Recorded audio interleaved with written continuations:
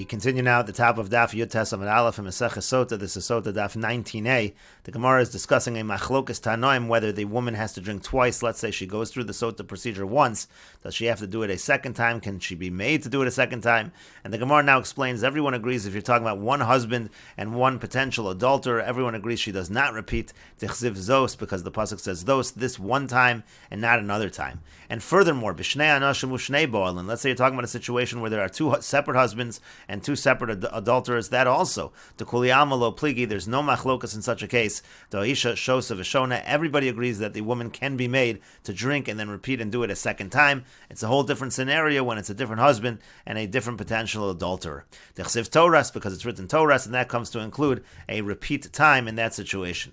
Ki pligi, now what's the whole machlokas tanoim? It's in the following situations. B'ish echad u'shnei bo'alin, let's say you have a situation of one husband but two potential adulterers, or b'shnei anashim, or let's say there are two husbands, bo'al echad, and one potential adulterer, and there we have a three-way machlokas tanoim as follows. Tanakama savar toras l'rebuye kuli. Tanakama says the word Torah says she can always be made to repeat, and zos, and the word zos is only to exclude the following: that comes to exclude one husband and one potential adulterer. That's the only case where she does not repeat. But Rabbanan Basroi Savri, and the latter Rabbanan, meaning the Chachamim in the Brisa earlier, they hold as follows: zos l'me'ute kuli. The word zos excludes all situations. Not have to drink again Toras, but the word Toras l'ribuye shnei anashim u'shnei bo'alim. That comes to include, let's say, two husbands and two potential adulterers. Then she does have to drink a second time. Rabbi Yehuda, and Rabbi Yehuda, he says as follows: zos l'me'ute tarti. The word zos excludes two scenarios, and Toras l'rabos tarti, and the word Toras includes two scenarios as follows: zos l'me'ute tarti. The zos excludes the following two cases: ish echad u'boal echad, let's say one husband and one adulterer, and ish echad u'shnei bo'alin, or let's say even one husband and two adulterers. In those cases, she does not drink a second time. And Toras, the word Toras is l'ribuye, that comes to include the following: the l'ribuye tarti, it includes the following two cases: shnei anashim u'boal echad, let's say two husbands with one adulterer, or shnei anashim u'shnei bo'alin, two husbands with two adulterers. In those cases, she can be made to repeat and drink again. Hadron Allah Chayamevi, we will return to you, Parak Chayamevi. This is the end of the second parak of Meseches Sotah. If you're enjoying these videos and this channel, please like, share, and subscribe. And please take a look at the description box below to see how you can support this channel. And we will now begin the third parak of Meseches Sotah. And the Mishnah says, Hayanotelas minchasa mitoch kfifa mitzris. The husband, he takes her karban mincha from the Egyptian wicker basket, v'nosna lesoch klishares, and he puts it into the klishares. V'nosna al yada, he puts it on her hand. V'kohen meiniach yada mitachta, and the kohen puts his hand under her hand. Umeinifa, and waves the karban mincha. Heinif v'higish kamatz v'hiktir, they wave the mincha. Then he brings it close to the southwest corner of the mizbeach, takes the kamitza, which is the fistful, and burns it on the mizbeach. V'hashar nechal lekohanim, and the rest is eaten by the kohanim. Hayamashka v'yachar kach makraves minchasa. According to the Tanakama, first he gives her to drink the bitter waters, and then she brings her karban mincha. Rabbi Shimon says makraves minchasa v'yachar kach hayamashka. First she brings the karban mincha, or first he brings her karban mincha, and then he gives her to drink. Shenemar, like the pasuk says, v'yachar yashke eso isha esamayim. It says afterwards he gives the woman to drink the waters, meaning again, according to Rabbi Shimon, the drinking of the water is after the karban mincha is brought. But Rabbi Shimon says, Im hishka v'yachar kach hikr ves minchas, if he does give her to drink, and after that he brings the karban mincha, so then ksheira will still be kosher. And Rashi explains, Hayanotelas minchasa habal, we're talking about the husband taking her karban mincha, dohamrinan de'ein mitzvahs kahuna b'menachas ala mikmitza ve'elach, because the halacha is that the kohanim only participate in karban mincha from the kmitza and onward, from taking the fistful and onward. V'hagasha nami tchilas kmitza, and bringing it close to the mizbeach is really the beginning of the kmitza process. She'ein zar karev l'mizbeach, because a non-kohen can't bring close to the mizbeach. Avol kiddush kli v'yitziko v'lila shatuno shemen kosher b'zar, but all the other parts, sanctifying it in the kli shares and mixing it, the requirement of oil, that's all kosher with a non-kohen. V'nosna al yada lahan, if he puts it on her hand to wave it, v'kohen meiniach yada mitachteha, the kohen puts his hand under her hand to wave it. V'gemara yolef tetenufa tzrichi yad bailim v'yad kohen. We learn out in the Gemara that the waving needs to be with both the hand of the bailim and also the kohen who bailim the mincha sotah hi isha, and the bailim by the mincha sotah is the sotah herself. So the sotah participates in the waving together with the kohen.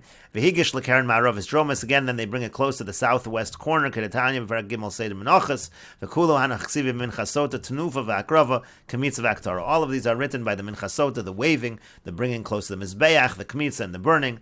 V'ashar Nechol Shekol HaNikmotzo Shirei Nechol. And the general rule is, anytime you have a Karban Mincha where you take a Kmitza, the remainder is eaten. D'chsiv Toras B'sta Mincha V'zos Toras HaMincha Ad V'anoseres Mimena, all learned out from the Psukim. V'yachar Kach Makriv, then afterwards he brings the Karban Mincha. B'Gemar Parach Hatana Le V'Hikter. Now the Gemara is going to ask, it says already in the Mishnah that he burns the Komets, Uma Yakriv Od La'achar Haktar. So what does the Mishnah mean when it says that he brings the Mincha if he's already done the Haktara?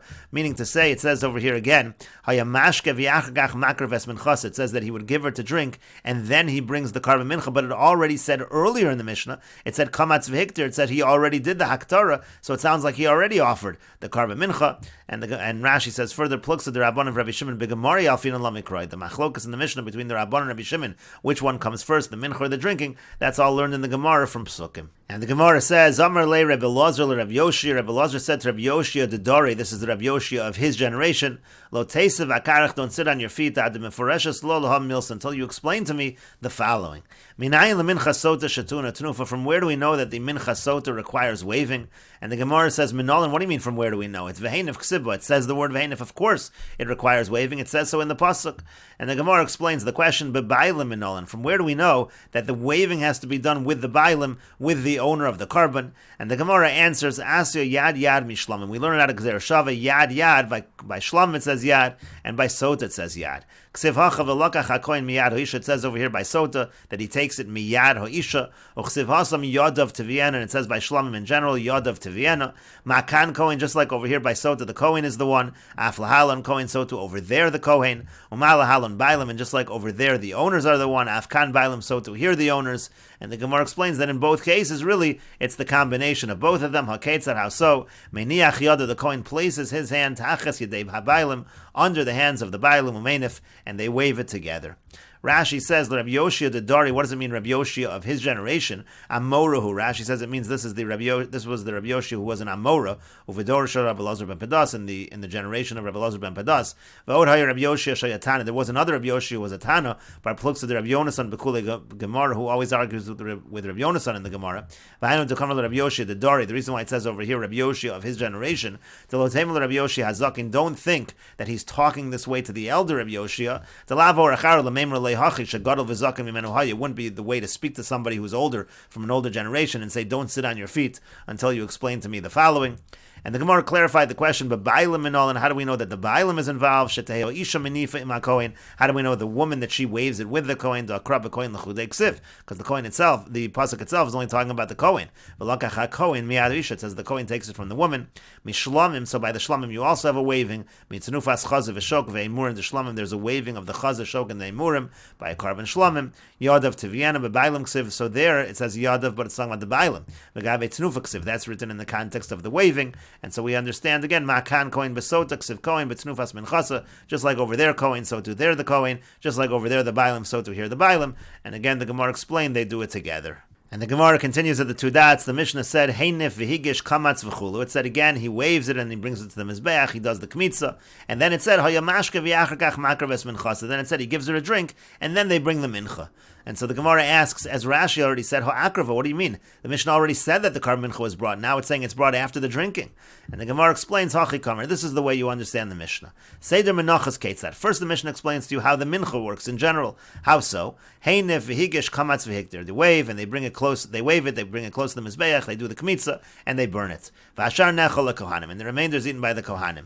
And then the Mishnah comes back in a general machlokas. Uvashka guva pligi Rabbi Shimon v'Rabbanan. When it comes to the drinking itself, that's a machlokas tanoim, a machlokas Rabbi Shimon and the Rabbanan. The Rabbanan savri mashka v'yachakach makar ves minchasa. The Rabbanan say first she's given to drink and then he brings her karban mincha. Rabbi Shimon savri makar ves minchasa v'yachakach mashke. Rabbi Shimon holds no, first he brings her karban mincha and then he gives her to drink. Shenemar, like the pasuk says, v'yachar yashke. Then afterwards he gives her to drink. And the Gemara continues at the two dots. The Mishnah said, Vim hishke v'yachar kach chikr ves minchasa. Even according to Rabbi Shimon, if he gives her to drink first and then he brings her karban mincha ksheira, it will still be kosher.